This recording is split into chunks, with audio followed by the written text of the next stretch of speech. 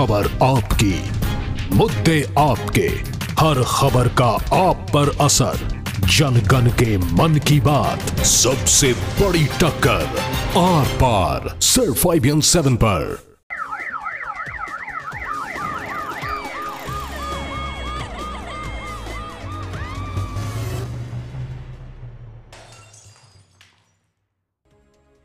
मेरा यार ही मेरा रकीब निकला, ऐसा बेवफा मेरा नसीब निकला। अब सुपर क्राइम टाइम में बात प्यार के रिश्तों में उलझी एक ऐसी कहानी की, उसे जिसने भी सुना सुनकर हैरान रह गया। इंसानी रिश्तों में उलझा एक ऐसा फसाना जो हिंदुस्तान के जुडिशियल सिस्टम में एक नजीर बनकर उभरा। प्यार के रिश्तों में उलझी इस कहानी में हालांकि पहले भी 2 फिल्में बन चुकी हैं, लेकिन हाल ही में एक फिल्म रिलीज होने वाली है। उसका नाम है रुस्तम।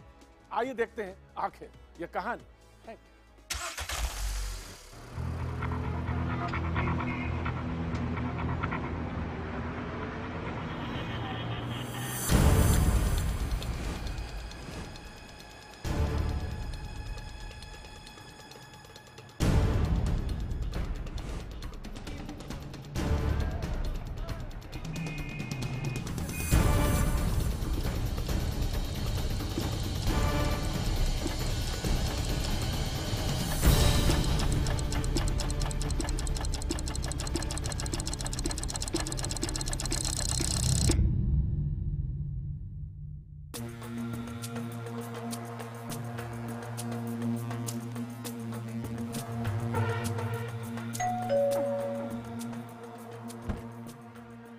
प्रेम साहब घर पे हैं? हाँ, लेकिन वो नहा रहे हैं। चलो ठीक है, मैं उनसे बेडरूम में ही मिल लेता हूँ।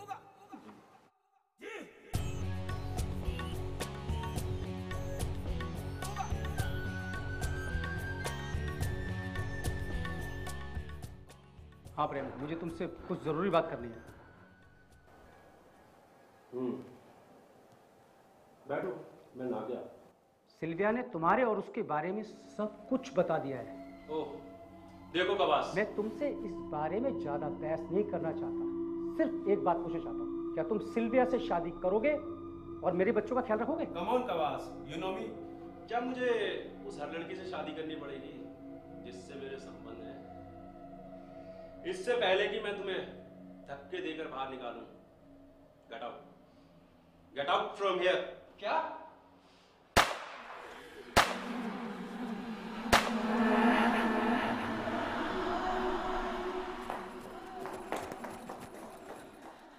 भैया, ये तुमने क्या किया?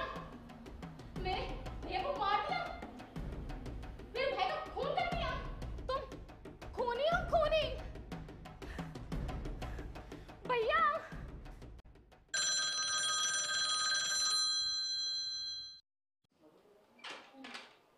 हेलो, क्या?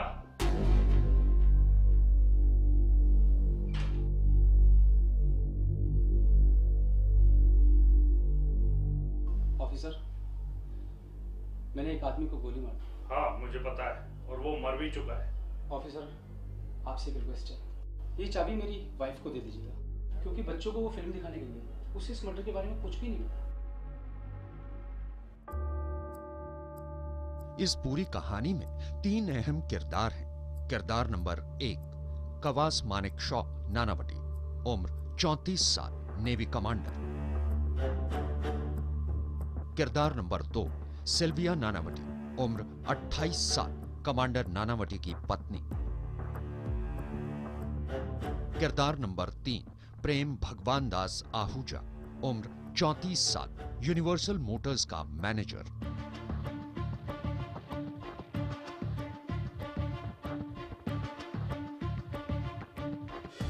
साल 1959 में ये किरदार एक दूसरे से कुछ ऐसे उलझे कि इनकी जिंदगियां भी उलझती चली गई, और जब ये सुलझी तो प्रेम का कत्ल हो चुका था और कमांडर नानावटी जेल में थे। दरअसल इस कहानी की शुरुआत साल 1949 में हुई थी, जब कवास मानेकशॉ नानावटी और सिल्विया एक दूसरे से पहली बार इंग्लैंड में मिले थे। पहली ही मुलाकात में दोनों एक दूसरे को दिल दे बैठे। इसके बाद दोनों ने जल्द शादी भी कर ली। उस वक्त नानावटी की उम्र 24 साल और सिल्विया 18 साल की थी। शादी के बाद दोनों हिंदुस्तान आ गए। क्योंकि नानावती नेवी में कमांडर थे, लिहाजा पोस्टिंग के सिलसिले में एक शहर से दूसरे शहर जाया करते थे। उनका एक शहर से दूसरे शहर में जाना एक घर में खालीपन आ गया और इसी खालीपन ने सिल्विया की जिंदगी में सूनापन भर दिया। और जल्दी ही सिल्विया के खालीपन को दूर करने के लिए एक दोस्त मिल गया, मैमी आहूजा, प्रेम आहूजा की बहन। और फिर जल्दी ही सिल्विया की मुलाकात प्रेम आहूजा से भी हुई और फिर दोनों की ये मुलाकातों का सिलसिला चल पड़ा।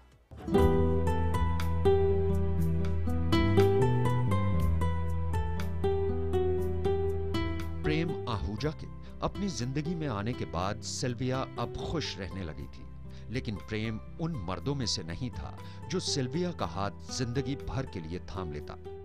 Sylvia was Nanavati's wife. She was his great friend, and Nanavati को मालूम था कि ये काम चल रहा है.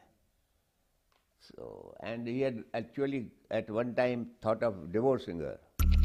शुरू में तो ये बात सिल्विया को समझ में नहीं आई, लेकिन बीतते वक्त के साथ ये सब कुछ सिल्विया को समझ में आने लगा कि प्रेम की जिंदगी में वो अकेली औरत नहीं है।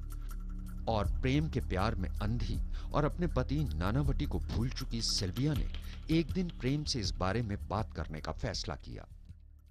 प्रेम, तुम मुझसे प्यार करते हो ना? सिल्विया, मैं तुम्हें पसंद करता हूँ, प्यार नहीं। लेकिन मैं तुम्हें चाहने लगी। इसमें मेरी गलती क्या है? Can we get married?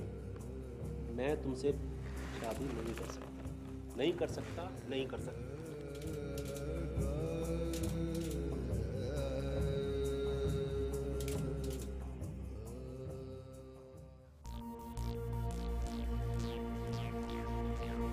क्या बात है, बड़ी उदास लग रही हो तुम?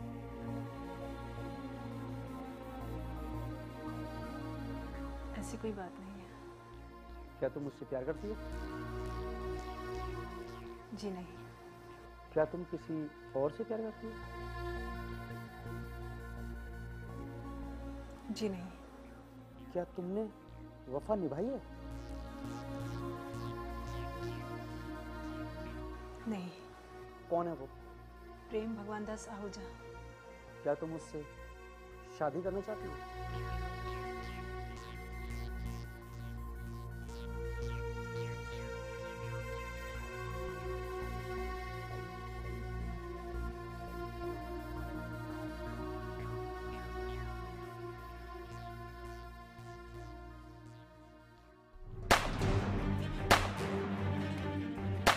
अब तक प्रेम आहूजा मर्डर केस पूरे देश में कोहराम मचा चुका था।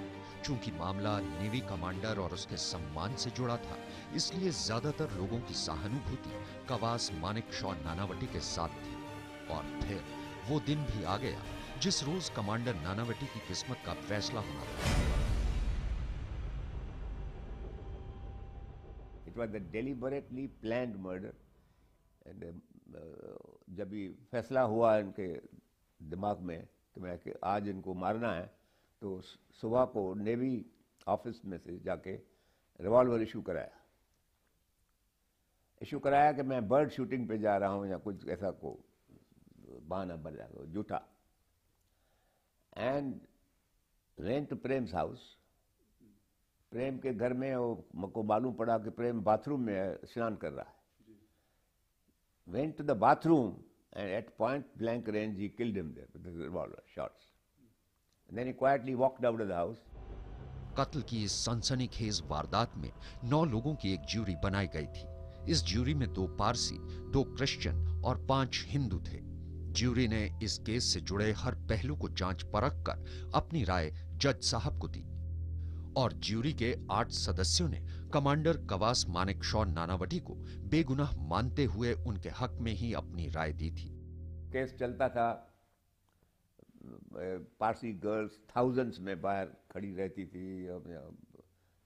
They created a big Tamasha and it became a very great public event. और आखिर jury returned a verdict of 8-1 not guilty. फैसला सुनाने से पहले जज साहब ने ज्यूरी की दी राय को पढ़ा और फिर उसके बाद अपना फैसला सुनाया।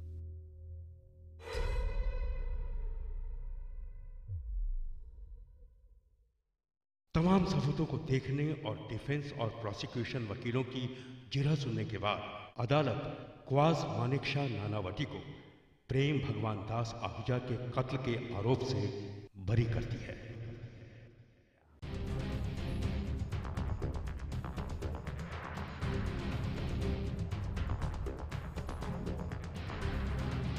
लेकिन प्रेम आहूजा की बहन मैमी आहूजा ने लोअर कोर्ट के इस फैसले के खिलाफ बॉम्बे हाई कोर्ट में अपील दायर कर दी। कोर्ट ने एक बार फिर प्रेम आहूजा मर्डर केस की सुनवाई शुरू की और इस बार जीत प्रेम की बहन मैमी आहूजा की हुई। So the case was argued in the Bombay High Court. Bombay High Court held that the verdict is perverse, but they held that it is not necessary. It is enough for us to say that the verdict is wrong because the judge has committed errors of law. Though the judge was a very honest person, but he had committed honest errors of law. Bombay high court ने दोनों वकीलों की तमाम दलीलें सुनने के बाद अपना फैसला सुनाया। डिफेंस और प्रोसिक्यूशन की तमाम दलीलें सुनने के बाद अदालत इस नतीजे पर पहुंचती है कि क्वास मानेकशॉ नानावटी ने ही प्रेम आहूजा का कत्ल किया है। इसलिए अदालत मुजरिम नानावटी को ताज़ीराते हिंद की दफा 302 के तहत दोषी मानते हुए उम्र कैद की सजा सुनाती है।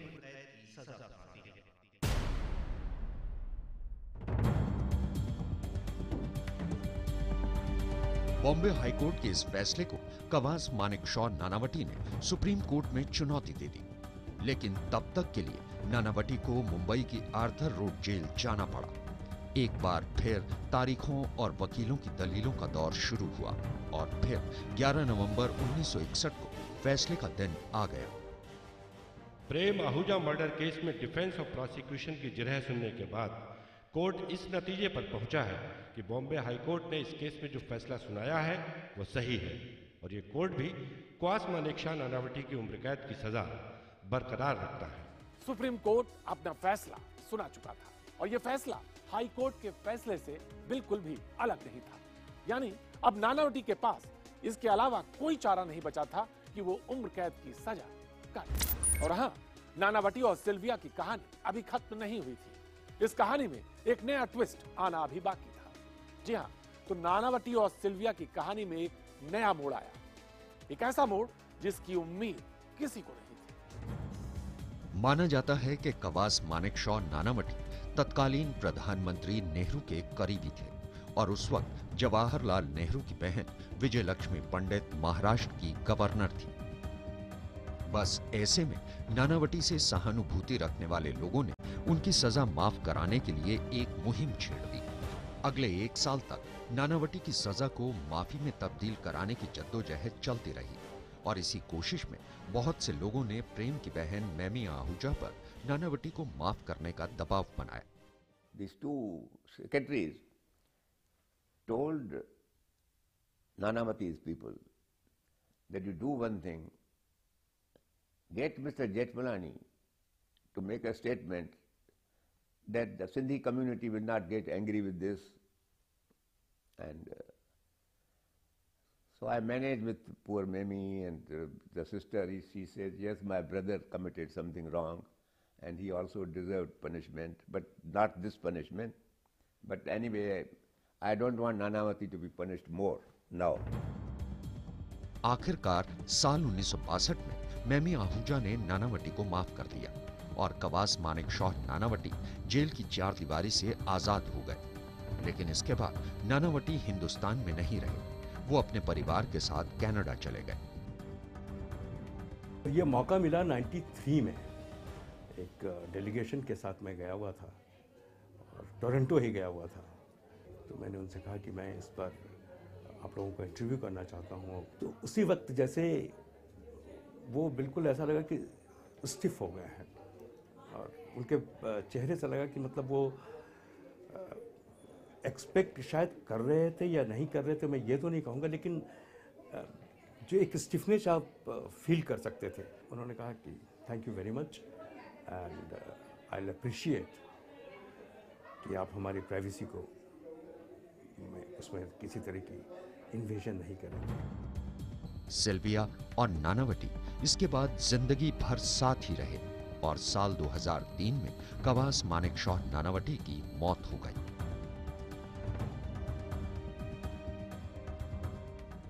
नानावटी और सिल्विया की प्रेम कहानी से हिंदुस्तान के कानून में आया एक बड़ा बदलाव। क्या है वो बदलाव, बताएंगे आपको, लेकिन इसके लिए आपको करना होगा थोड़ा सा इंतजार, क्योंकि ये क्लाइमेक्स है ब्रेक के उस पार।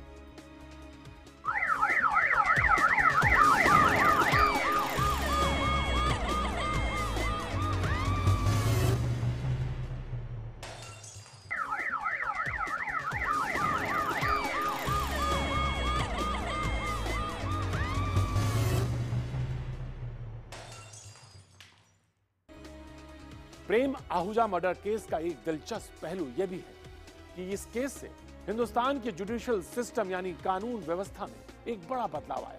इस केस में जो कुछ भी हुआ वो हिंदुस्तान के कानून की किताब में एक नजीर बना।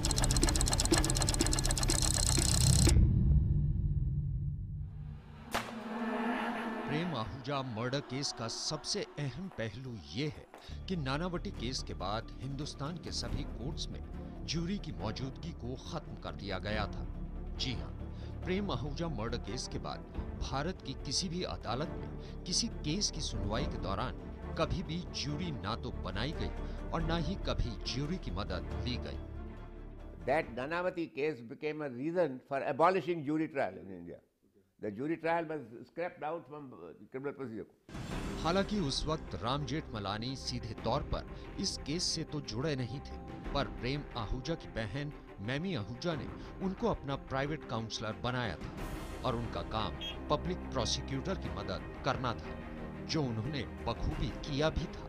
लेकिन उनका आज भी मानना है कि कवास मानेकशॉ नानावटी ने रंजिशन प्रेम आहूजा का कत्ल किया था। नानावटी प्रेम आहूजा के घर उसको मारने के इरादे से ही गए थे और नानावटी का ये बयान कि अचानक गुस्से में आकर उन्होंने प्रेम आहूजा का कत्ल कर दिया गलत था। बहरहाल माफी मिलने के बाद नानावटी अपने परिवार के साथ कनाडा चले गए और फिर कभी लौटकर दोबारा हिंदुस्तान नहीं आए। काफी साल बीतने के बाद देश के एक बड़े अखबार के एडिटर ने उनसे प्रेम आहूजा केस की बाबत बात करने और उनका इंटरव्यू लेने के लिए टाइम मांगा था, लेकिन नानावटी ने उनके इस अनुरोध को ठुकरा दिया था। इसके बाद जिस किसी पत्रकार ने भी उनसे उनकी कहानी या फिर उनसे बात करने की कोशिश की, तो नानावटी और सिल्विया दोनों ने ही इस केस के बारे में बात करने से मना कर दिया। वैसे आपको बता दें कि हमारे देश में बहुत कम लोग कवास मानेकशॉ नानावटी, सिल्विया नानावटी और प्रेम आहूजा के लव ट्रायंगल की कहानी के खौफनाक अंजाम के बारे में जानते हैं, क्योंकि इस केस पर अब वक्त के साथ इतनी गर्द जम चुकी है कि नानावटी केस अब सिर्फ किताबों में ही सिमट कर रह गया है और आज की तारीख में इस केस के बारे में सिर्फ और सिर्फ कानून के जानकार ही बात करते हैं। तो ये थी एक ऐसी हकीकत, एक ऐसा लव ट्रायंगल जिसके सिरे इंसानी रिश्तों में ऐसे उलझे कि वो एक फसाना था। लेकिन इस केस के बाद हिंदुस्तान की कोर्ट से ज्यूरी का इस्तेमाल बंद हो गया। हिंदुस्तान की कोर्ट से हमेशा हमेशा के लिए कोर्ट ज्यूरी का इस्तेमाल इस केस के बाद फिर कभी नहीं हुआ। आज हमारी इस खास पेशकश में इतना ही, लेकिन आप अपना ख्याल रखें।